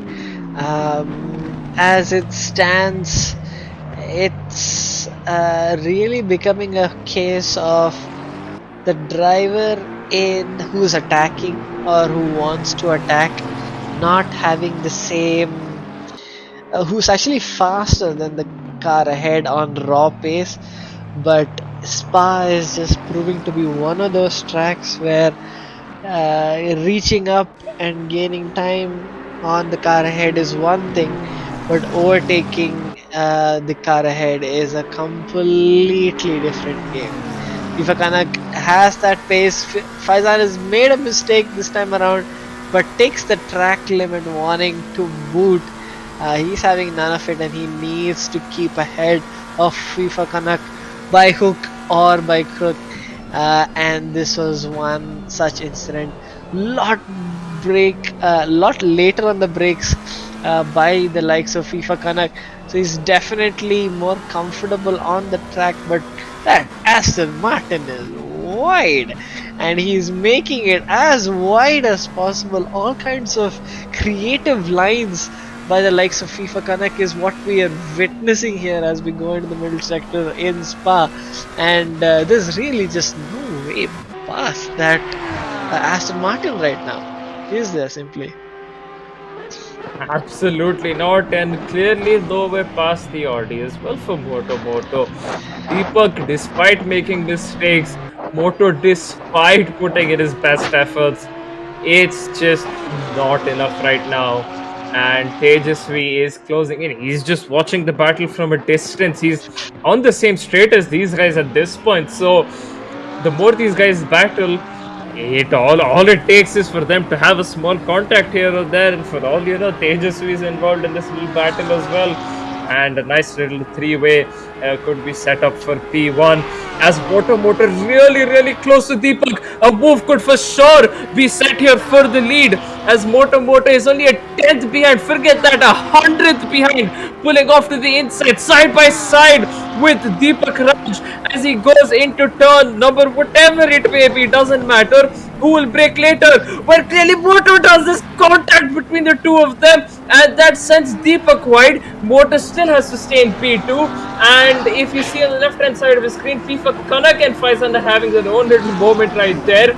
So clearly all the four of the guys are somehow synced in some way, because all four of them have made a mistake.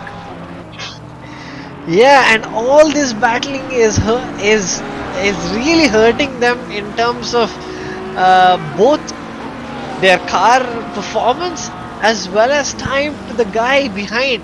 The gap was 5 seconds and is come down to under 3 seconds. Tejasvi is flying right now, and he might very well join this battle in a lap or two's time. Will it be too late? We'll have to wait and watch. But as it stands, it's been a great lap for Tejasvi and a terrible lap for these two folks as they squabble lap on lap with no end in sight. Both of them left the track as a result of that contact.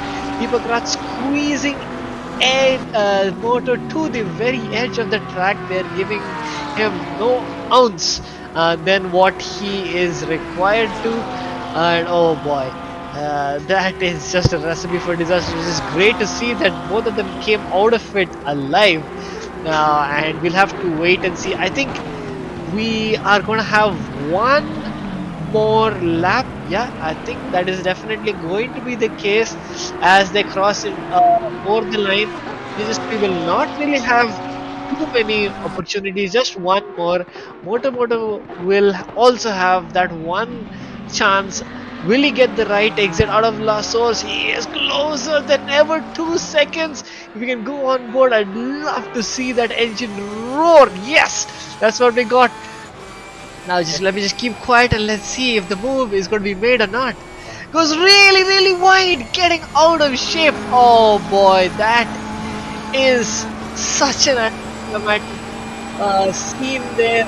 Being so close to the glory of the victory here at Spa, and he got out of shape. And yeah, he's actually making a mess of that corner. So much so that Tejasvi is slowly coming into the mix.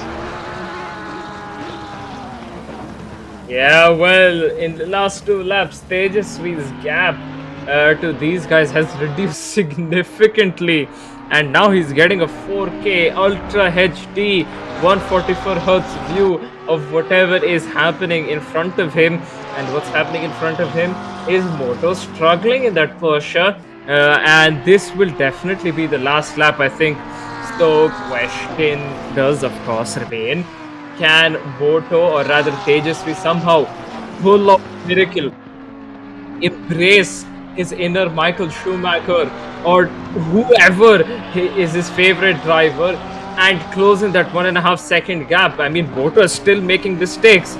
I haven't seen him not make mistakes just yet, and you can see running off wide almost to the grass there. So, you know, it could be on the cards here, unless maybe, who knows. Well, now I don't think he's going to be making a mistake on a straight. Yeah, it might be close to the timer. I don't know. Will it take to zero before they cross the line, or will it be right on the edge? I think it will take to zero easily before they cross the line. Could have been an issue if they were in F1 cars, but clearly not today. And that is what Deepak said. Clearly not today. To Moto as the timer ticks to zero. Checkered flag waves. Deepak Raj comes across the line to win in Spa-Francorchamps. Moto, despite his best efforts, he has to settle with the P2. Tejasvi, despite getting a very bad start in turn 1, in lap 1, is now in P3. A very good recovery drive from him. Niman Shakia now finishes up in P4. Faizan making a crucial mistake on the last lap. I mean, he would have had to concede that position up. Moto getting a 5-second time penalty, as a matter of fact, but to no benefit of anyone behind him, as these guys collectively were far too ahead from any of the guys behind. Oh no, Nivan Shaki is actually on the podium. I do correct myself there. He was well within those 5 seconds then, as he has quite convincingly taken that P3 away from Moto. So that P2 has gone from a P3 to a P4, and a day that was not the worst, but clearly he could have had a lot more, has now gone to the worst, as he finishes in P5, if that's correct. I don't know, the timing sheet's a little bit messed up right now. Yeah, it's definitely messed up right now, but I think that P4 is Moto. So yeah, not an ideal day for Moto by any means. Well, from one corner to win the race, to lose the podium in just one fella swoop. I mean, that's how quickly and that's how close the racing was through all the way to the end of the Spa Grand Prix. And this is exactly the kind of close racing that we love to see. Action packed throughout. And honestly, props to the guys for keeping us thoroughly entertained for the entire duration there. Wouldn't have it any other way. Your thoughts simply on what we just witnessed?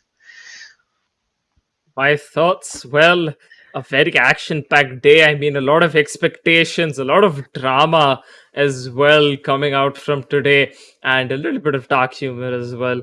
But yeah, a very, very good day. And this just sets the standards as to what we'll see on day two for Group 2.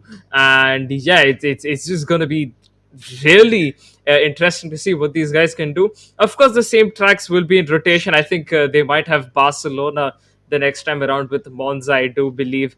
So that will be a nice little combination because they are on two completely different sides of your setup, your theory as to how you want to drive around those tracks. So it will be very, very interesting to see as to what these guys can do on that day. However, fear not, we do have some racing action coming tomorrow as well with day one, and I think that's Masum in the background.